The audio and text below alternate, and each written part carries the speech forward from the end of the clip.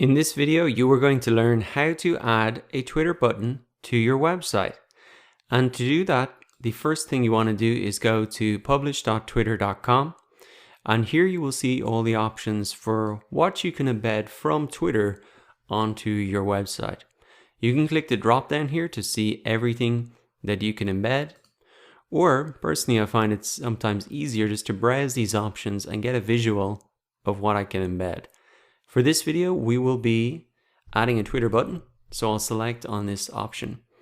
And you can see that there are different types of buttons that you can add: a share button to share an article or a link, follow button, mention button, hashtag button, or message button. For this example, I'll just take the follow button, and then you really want to add your username in here. Now, as you can see, the advantage of adding this follow button is that it can help you grow your audience on Twitter, and it makes it easy for your website visitors to really find your profile and follow your account without even needing to leave the blog post. So I'm going to hit preview here, and then I get this code. And what you need to do is really embed this code onto your website. So we can copy the code, and then as it says here, paste this code directly into the HTML portion of your site, and you'll be good to go.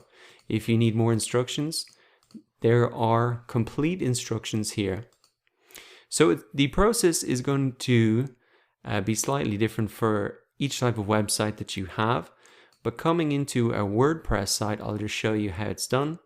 I'm going to click, say, a post, add new post, as if I was writing maybe a new blog post.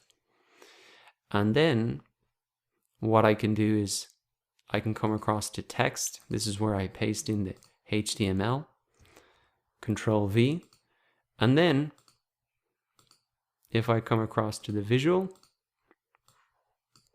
just need to do that again. So that's in the visual, placed it in the text, and then I'm going to see it in the visual. And once I hit publish, then it's going to show up exactly like that.